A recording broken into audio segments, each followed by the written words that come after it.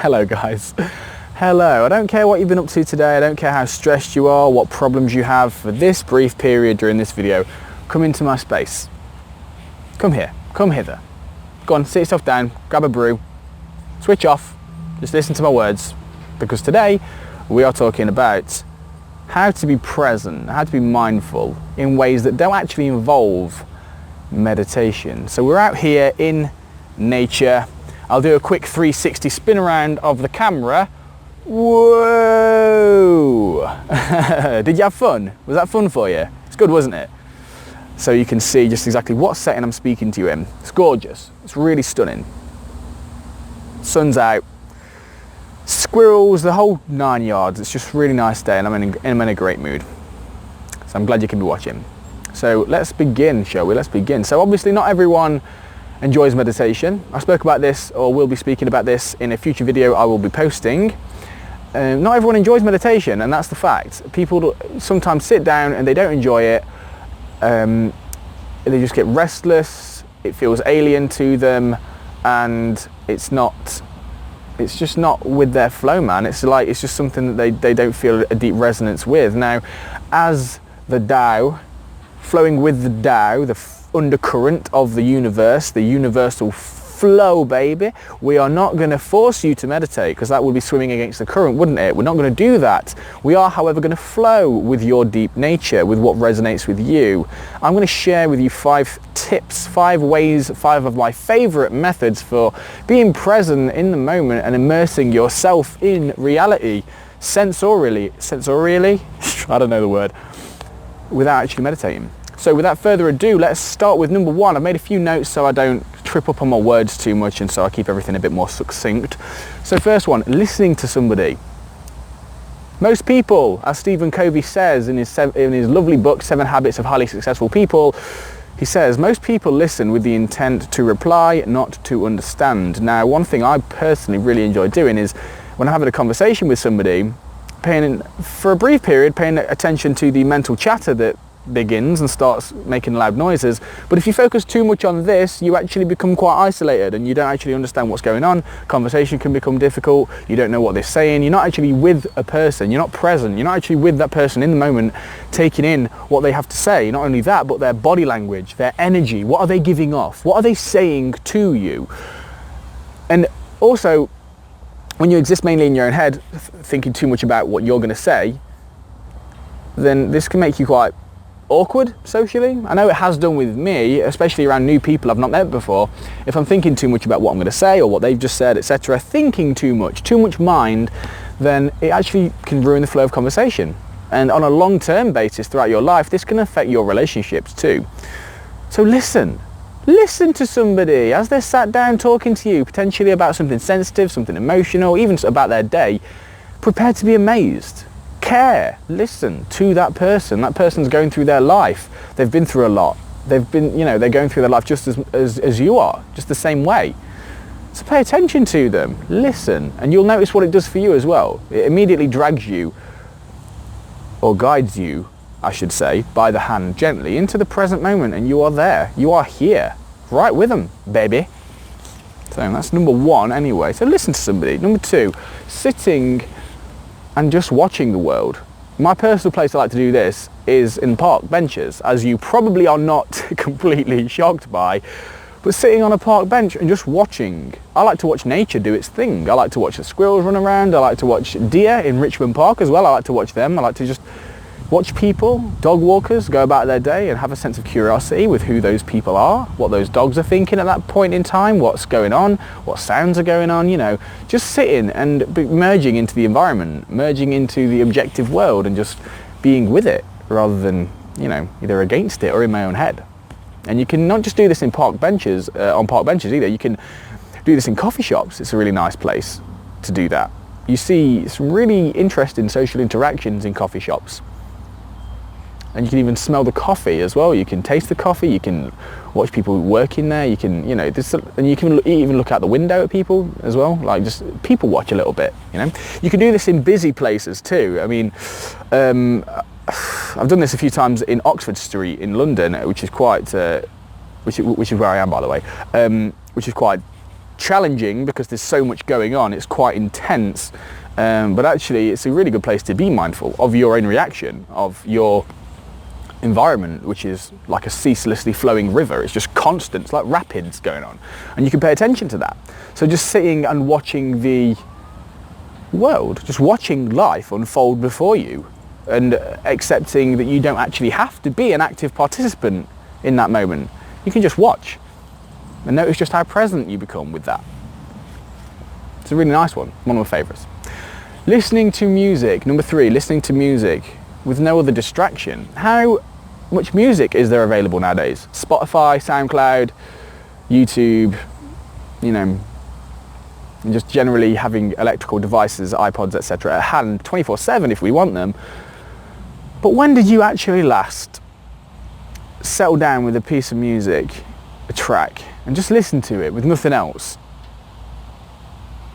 And just sit down and just listen, really listen to a piece of music. Listen to all the different tones you hear. Listen to all the different instruments. Just really immerse yourself in that track for a brief period. It's a beautiful experience. You hear things you didn't really hear before as well. You can pay attention to how it makes you feel also. What thoughts it brings up, what memories it conjures up for you. It's just a much more immersive experience than, say, listening to music when you're doing something, or on a bus, or driving a car, or something else. Something that requires your attention elsewhere. Closing your eyes, listening to music while you meditate even. You know, I don't fully recommend that as being like the main focus of your practice, but every now and then if you sit there and just close your eyes and just get comfortable and listen to a piece of music, wow, mind-blowing, absolutely mind-blowing, even in genres that you're not a huge fan of. You can hear it in a completely different way altogether. Drinking, one of my personal favourites, it's drinking coffee. I prefer coffee because it's a little bit more pungent, a little bit stronger, you know. Drinking coffee with presence, being with the experience, drinking coffee mindfully, smelling the coffee, seeing the changing of the coffee as you add a bit of milk to it, how it's swirling, the changes, it's like clouds of galaxies almost, just swirling together, the merging of two different things that come together and make this one colour. The cup itself, what the cup looks like, the different shades of the cup, the colour on the cup, the feeling of the cup, the weight of it, the taste of the coffee. What sort of memories or sort of anything internally that coffee evokes for you. It's drinking it immersively rather than getting a tall Costa cappuccino and just running around like an absolute nutter doing stuff and not truly drinking that cup of coffee and not truly being with that experience. You can do this with tea as well. There's another video I'm going to make about this. Talks about how in Zen Buddhism the practice of actually drinking tea is a spiritual practice. They consider that part of Zen Buddhism itself. So you can do this. So one of my favourites, and I love coffee as well. Coffee is the boom ting. I absolutely love it. So that resonates with me on a deep level too. And last one, guys, tip number 5 is having a good laugh. Ha ha ha ha!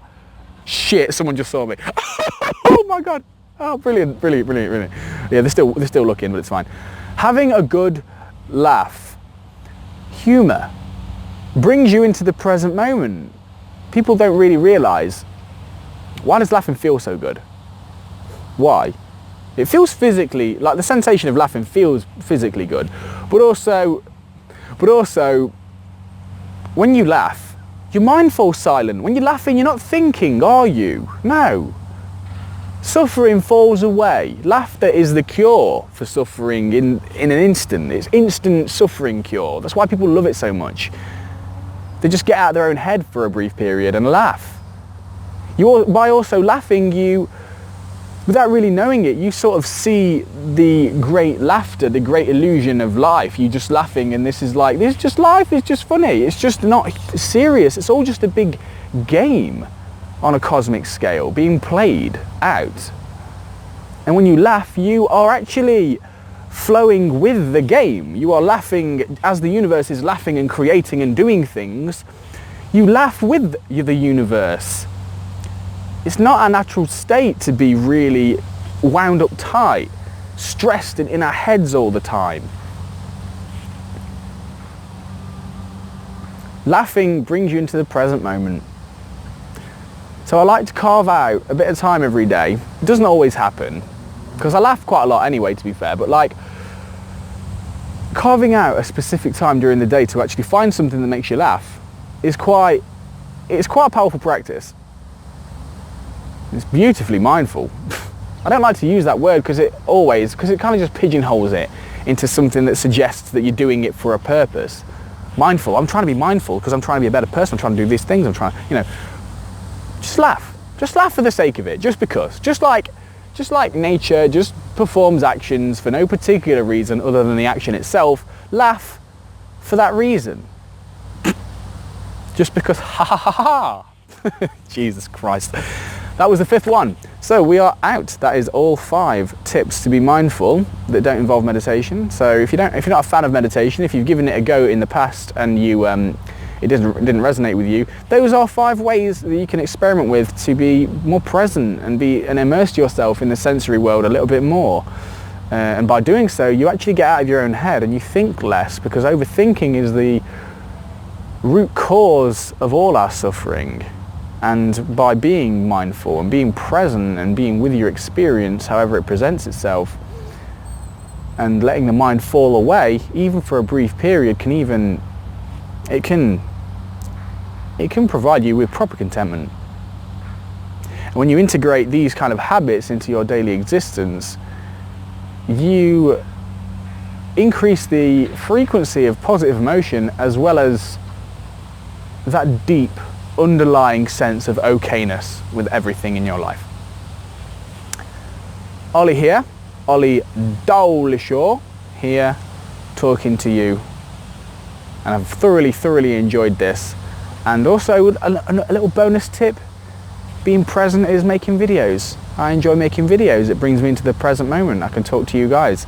And I thoroughly enjoy doing so, and I thoroughly hope that you enjoyed that video. If you did enjoy that video, like it, please click like. My ego needs feeding. Subscribe, click the red button below. Click subscribe, that button now, and if you feel that someone can benefit from this video, then by all means share it with them as well. Take care of yourself. Peace and presence and contentment to you.